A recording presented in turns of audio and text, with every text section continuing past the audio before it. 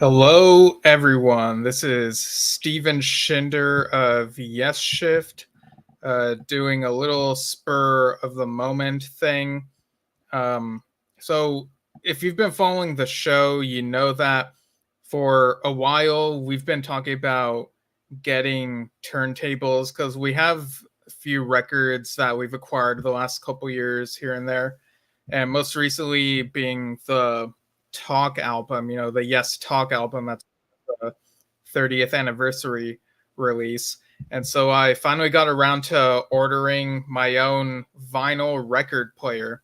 And this is a wireless turntable player, so it even has Bluetooth capabilities. Let me see if I'm able to pull it up right here.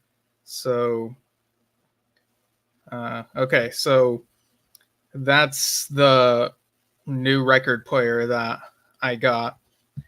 I got it off of Amazon for about $40, and it has like a vintage feel to it. Like the wood and whatnot. The lighting might not do it justice right now, but yeah, I'm quite happy with it. And like I said, I played the Talk album on it. You can plug it into speakers, I believe, but when I put on the Talk album and I had this somewhat close to me, it was near me enough that, the sound which came out from around here, it was sufficient for me to have a nice listening experience for the album.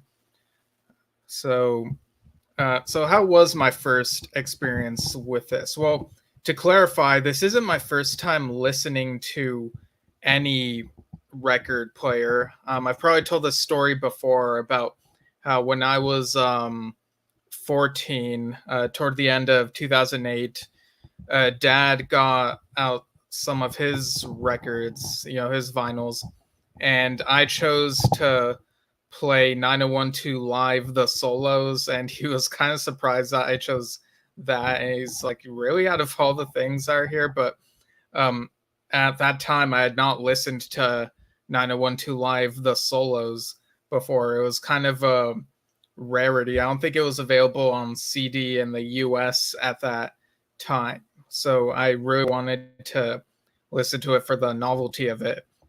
But he also played other things. Like I remember he played Gentle Giant stuff on the record player that he had on the time.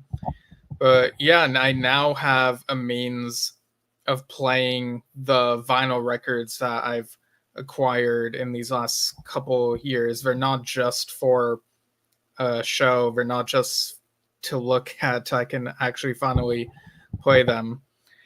So like I mentioned, the other day you may have seen my unboxing of the Talk 30th anniversary release, which includes this CD set. So it's got the album on CD. It's got Talk versions, which is some edits and instrumental, and even a demo version of certain songs, and the two live CDs, the Yes concert in Canandaigua back on June 19th, 1994. But the first thing that I listened from this set, as soon as I got this record player in the mail, it came in the mail yesterday, Monday, the 3rd of June. So I went ahead and, whoops. All right. So I went ahead and played the first record because there are two discs, and gotta make sure I'm careful with this. One sec. Okay, so yeah, I showed this the other day, but I'll go ahead and show it again. And something that I noticed when inspecting this set further is it doesn't look like this set comes with lyrics. It comes with the essay, the story of the Talk album, which I went ahead and, it's on the back of this, and I went ahead and read it as I was listening to the first vinyl disc. And it's a great story. Like it begins with the Union period and the changes there. It even mentions that Rick Wakeman was considered for whatever the lineup would have been. Though it seems to suggest that if Rick were part of the lineup, Tony K might not have ended up in the lineup, and that's something I'm a little confused about because I like the way I understood it for years is that there might have been a 6-member lineup, so maybe that's something to investigate a bit further. But yeah, it goes a little bit into the process of making talk and the technology, 24 tracks versus 16 track, that type of thing. So it was a really nice read as I listened to this. I'll go ahead and show the disc again. Oh, I should exit out of this in case there are comments. Okay. So side A, or side 1 rather, The Calling and I'm Waiting, and side 2 has the next 3 tracks, which are Real Love, State of Play, and Walls. So it's taken me a bit of getting used to using the needle on this record player. Okay. Jorge Bronco, listening on YouTube. That album has decent tracks and, of course, John Anderson's voice, but some of the ideas, okay, I guess you like some of it, but not some of the ideas on it. It's not a going for the one style or Real. I mean, yeah, it's a different era and a different lineup from those. So, I don't mind that it's different. I think it's incredible in its own right, but we each have our different tastes. Some albums we like more than others. And I've always said that this is my favorite of the Rabin era of Yes. So, like I said, working this record player, I was getting used to, becoming proficient in using the needle. And so, in between each of these songs, I'd hear the vinyl, like the sound of the needle going against the vinyl. And at the end of each side, this record player makes this beep sound, like as soon as it's gotten to the end of the side. At first, when I put on the record, The Calling sounded super quiet, so I was trying to figure out like what's going on, and it was like, oh, I need to turn the knob volume up more, and lo and behold, there we go. And listening to it on vinyl, it's a bit different from CD and even cassette. To me, to my ears, it kind of felt like I was listening to an album, the Talk album, a few years before it actually came out. And I don't know if part of that is because of how the speaker is on this record player, or if that's just how it is. But it had an interesting feel to it. And it was a nice kind of vintage-esque way of re-listening to the album. When I got to side 2, I found that I was singing along to Walls, which kind of surprised me. Like I said, I was reading the essay about the Talk album for the most part during the first disc, but once I got to Walls, I was singing along to that, so that was a nice experience there. And then once I was done with the first one, I put on the second one. So side 1 of the second disc, I'll go ahead and show the sleeve again. So that's one side, that's the other side. Pull this out carefully. All right, so side 3 includes Where Will You Be and Endless Dream. And side 2 is The Calling special version. It was really cool listening, Endless Dream especially, on the record. And the do do do do do do do do do, like that sound. It really neat to being able to hear that in this sort of format. When I got to the Calling special version, I've talked about how that version has that extra minute somewhere in the middle where it's kind of quiet. It feels a bit like noodling around a bit. It kind of halts the momentum of the song, and it was a little difficult for me to hear that part as well.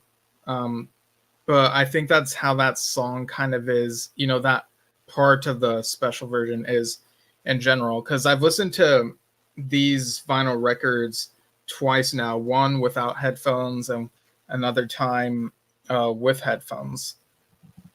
Um, oh, Jorge chimes in again saying, let's see, I miss the size of those albums in vinyl. Yeah, it's very cool to be able to see them in this size. So I was able to hear that quiet section a little better um, with headphones, but I think in general that quieter section, I think more could have been done with it. Add more layers to it. Yeah, I can imagine a version of it where that section of the special version of the calling, I could easily imagine. Well, maybe semi easily that section being a bit more grandiose if there were a bit more added to it and maybe more volume as well. So I can see the vision. I can kind of see maybe what they were trying to go for with that. But yeah, as things are, I think it was a good calling to keep it edited to the 7-ish minute version that we're so used to. But I'm glad to have the extended version for curiosity's sake, because before this, it had been years since I'd heard that particular version. So let me make sure I put this back in the sleeve. And I should mention that when I was listening on headphones, for the listening to these a second time around, this time on headphones, um, that the earbuds I have to like sort of angle a certain way so that I get the best, like the most ideal way to hear all of the sound. Um, Go ahead and show them in a moment. Let's see.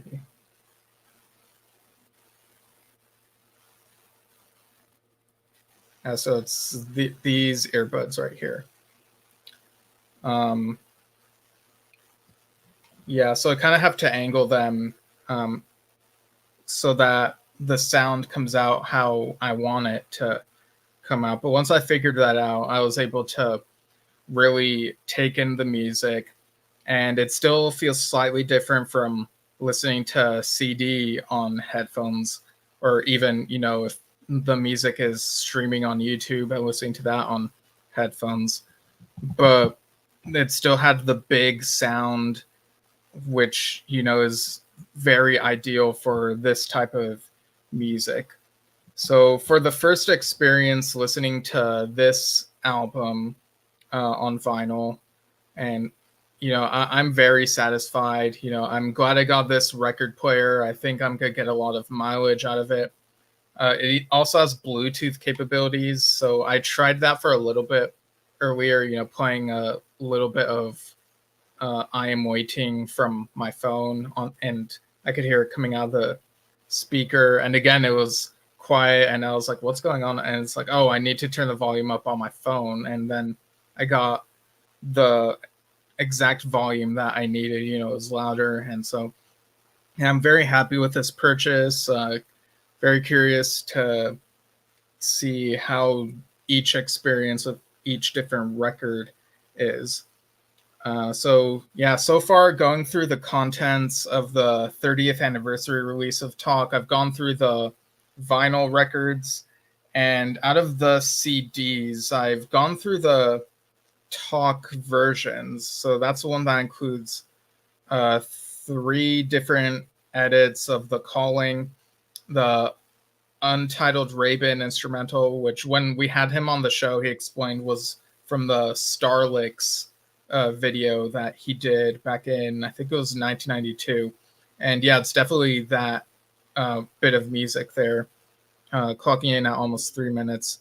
The Endless Dream demo, which I'd listened to once several years ago. I remember it was on YouTube. And at the time, I was kind of like, oh, I can kind of see why this hasn't been a bonus track on anything. But listening to it here, it sounded a little bit better than I remembered. And I think either way, it's an interesting um, window into what the creative process is like. You know, a very just kind of feeling their way, trying to figure out the song, and it's kind of different. Um, and you also got instrumental versions of "Where Will We Be," "Walls," and is it "Silent Spring," the opening instrumental part of Endless Stream? I think that's what it is.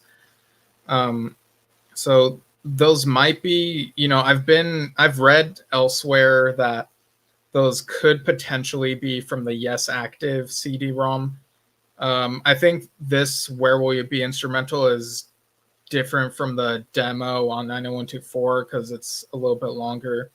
So those may very well be from the Yes Active CD-ROM.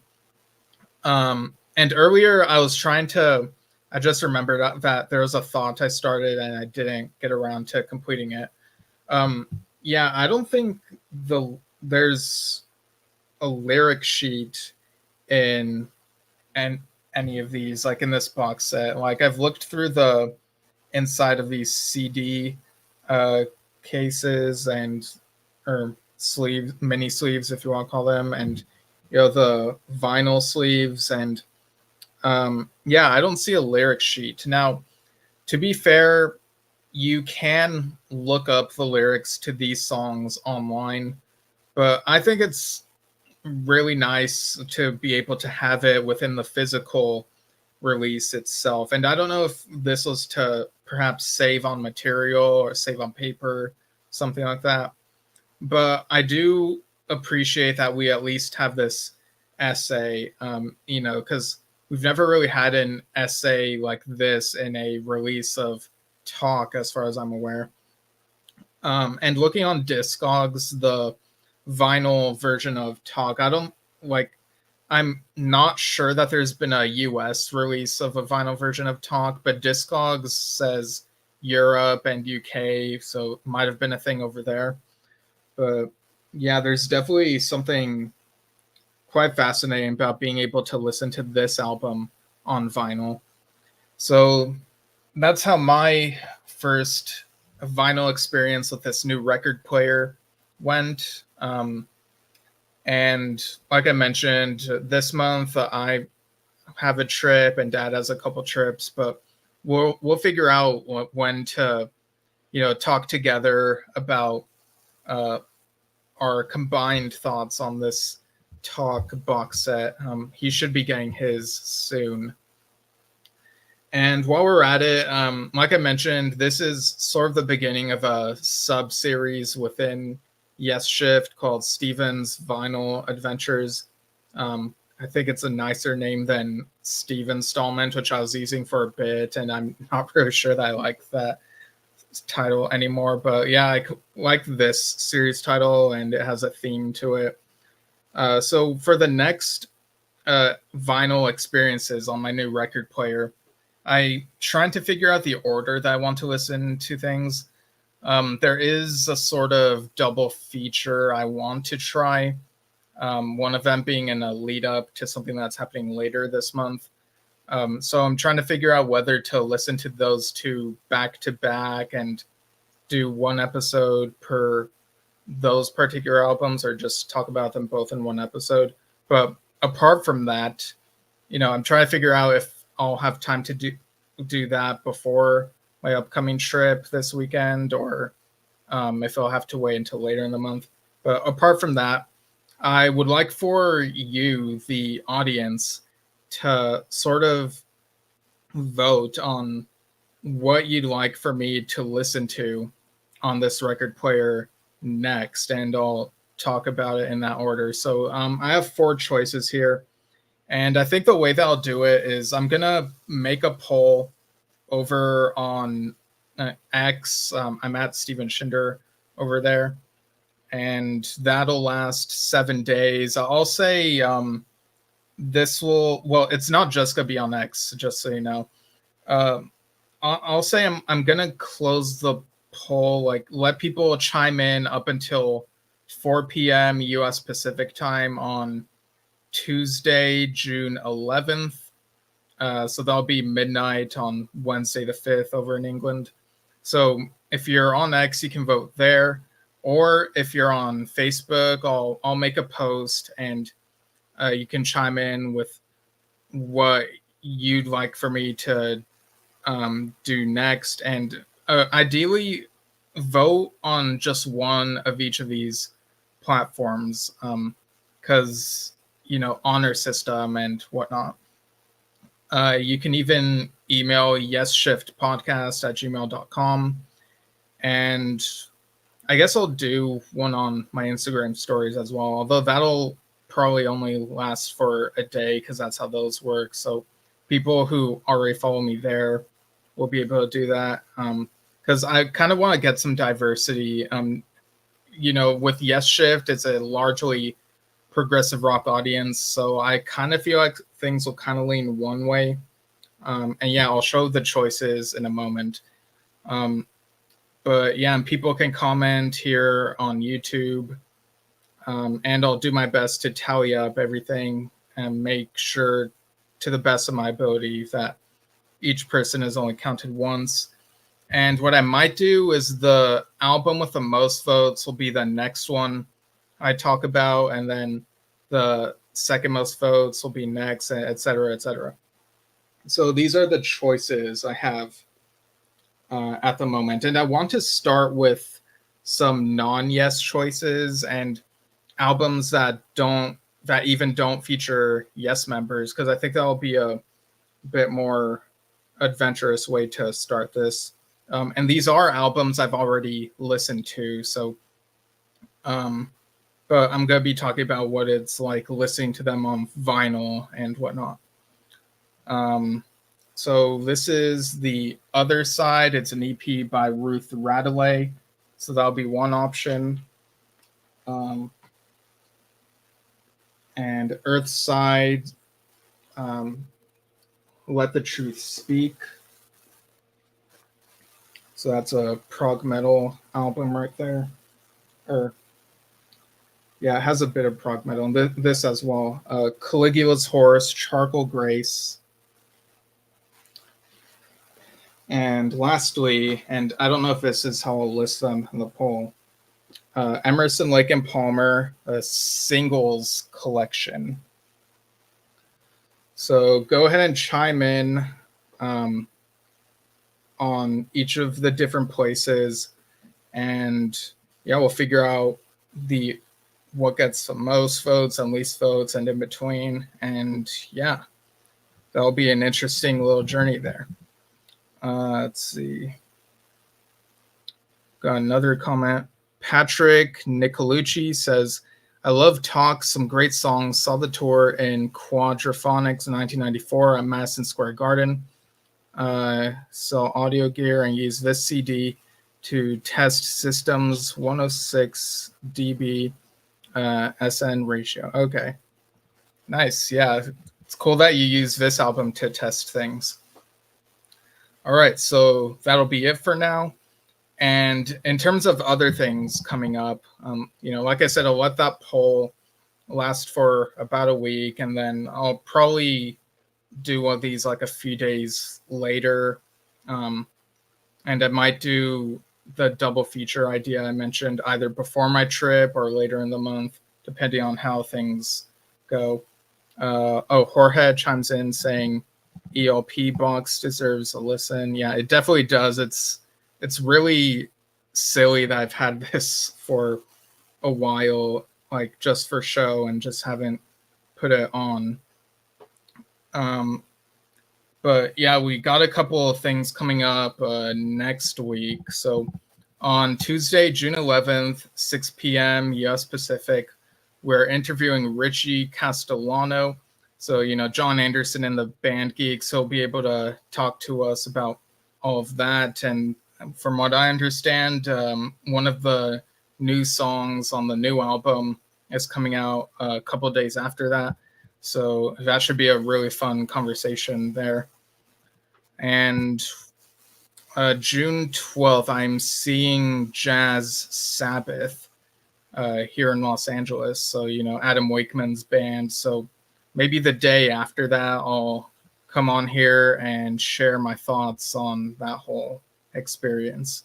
And yeah, there's also other stuff coming up, and very excited. Getting this record player it just added more life into.